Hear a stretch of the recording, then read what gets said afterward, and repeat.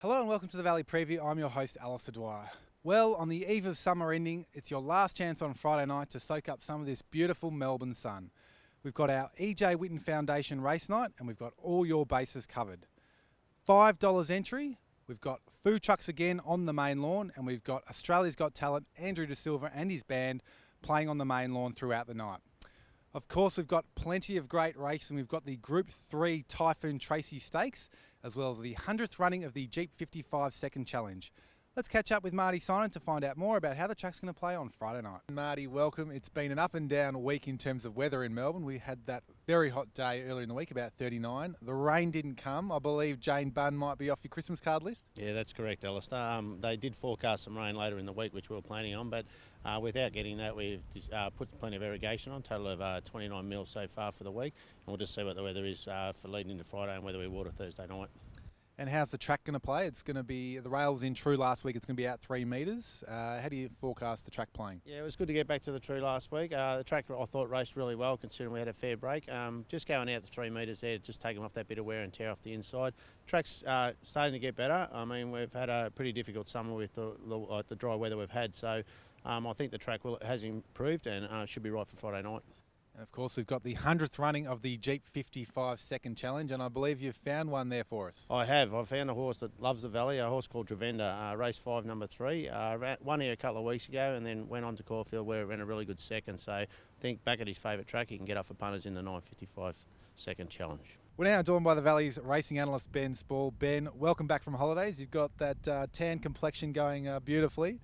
We had gallops here on Monday morning. The Twitter feed actually went bananas. There was plenty of interest from people viewing that video, and you caught up with one of the major players? Yeah, that's right. Mitch will be a young trainer who's starting out, has Almighty Girl tackling the Group 3 Typhon Tracy on Friday night. It's a cracking field, but she's an exceptional filly, and Mitch told us how she come through her first 2 runs this campaign. Yeah, really happy. She had a week in the paddock after her last run at Flemington, so he came here in really good order. She's nice and fresh, and Glenn was really pleased with her work this morning. How did she get around Moonee Valley being the first time at the course? She had a really good look. I'm certainly pleased that we brought her here this morning, and she wasn't here to set any records. She had her main hit out last week, so good for her to have a look and take it all in, and I'm sure that'll help us on Friday night. The confidence levels up to 1,200 metres and tackling stakes company for the first time in the Typhon Tracy. Well, I guess pretty guided by Glenn. He hopped off her last start and said, he believes she's top level, and she'll even get 1,400. So, I think it's a natural sort of run. The form stacks up after Heatherly's impressive win in the Rubiton. So, she's won and placed on a Saturday race. So, getting a bit of black type now is important. Ben, the feature race on the night is the Simpson Construction Group 3 Typhon Tracy Stakes. It looks like an absolute cracking addition. Yeah, full field as well with the One Emergency and the top 6 horses have all won stakes races, including the Group 2 winner, which is Badawia, who won the Edward Manifold during the Spring Carnival. Mick Price has got a strong hand. He's also got Secret Agenda in the race. It's an emergency for the Oakley Plate on Saturday, but drawn ideally if it decides to come to Moonee Valley. Outside of that, there's a couple of horses. Northern Model is a horse who I thought worked really well here on Monday morning. Black Diamond Girl has got a big hype around it, the Luke Oliver galloper, and also Catch a Fire, who was a brilliant winner here the other night at Moonee Valley. Miss Morgana's running a good race on the outside, but it's all Catch a Fire. She's going to open her account in brilliant style. Catch a Fire way too good by about nearly 4 lengths. Benny, it is the 100th running of the Jeep 55 Second Challenge this Friday night, a milestone for the race series that we've had over the last 6 seasons at the Valley. Obviously, it's very popular with punters on course with the half-price Schooners and Sparkling if they break the 56 seconds. What do you make of the 100th heat this Friday night? Yeah, fitting we have 3 heat winners in the field, Alistair, Grain, Travinda and Stratosphere. They head the field on Friday night. I think there's a couple of chances. Ransardi's got an excellent record here at Moonee Valley. We've already seen him win 2 races here this year. And also Jenny from the block. The speed's going to be genuine with her in the field. So I think it's a cracking race, the 100th heat of the 55 Second Challenge. And Benny, what's a party without backing a few winners? Jesse, in your absence, has backed a few very good horses. So there's a bit of pressure on this week. And I believe we might be in for a bit of dancing this Friday night. That's right, race 2, number 7 for me, Alistair, on Friday night. The Big Dance, I think she's an exceptional filly. She flew along in the Kevin Hayes. She's back to 1,000 metres. I think Moonee Valley's going to be her course. I think she's going to take a ton of catching. Race 2, number 7, The Big Dance for Danny Curran on Friday night. We're now lucky enough to be joined by Ted Whitten Jr., who's the Executive Director of the Whitten Foundation Obviously, they've got their big race night on Friday night. Welcome, Ted. Obviously, everyone knows who Ted Whitten was, but can you just explain a bit about the E.J. Whitten Foundation?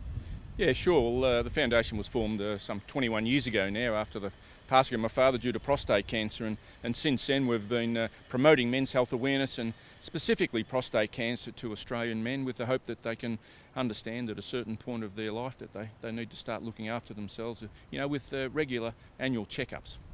And you've amassed over $8.5 million in funds, which is a fantastic effort.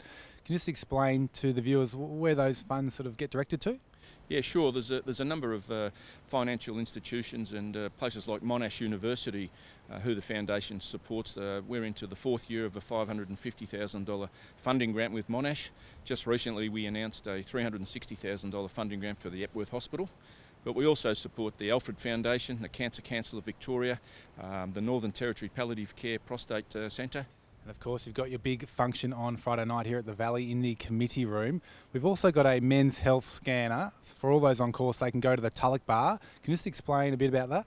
Yeah, it's part of the Sons of the West men's health program, and the E.J. Whitten Foundation is a partner of the Sons of the West, and they have this men's health scanner where you can actually sit down on this machine.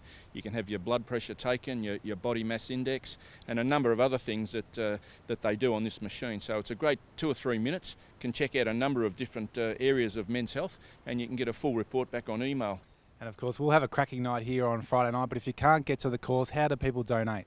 Well, they can certainly donate online at the E.J. Whitten Foundation, ejwhittenfoundation.com.au, or give us a call on 1300 Whitten. We'd be happy to take your call. And for more information on that and what's happening on the night, head to thevalley.com.au or simply call 1300 The Valley.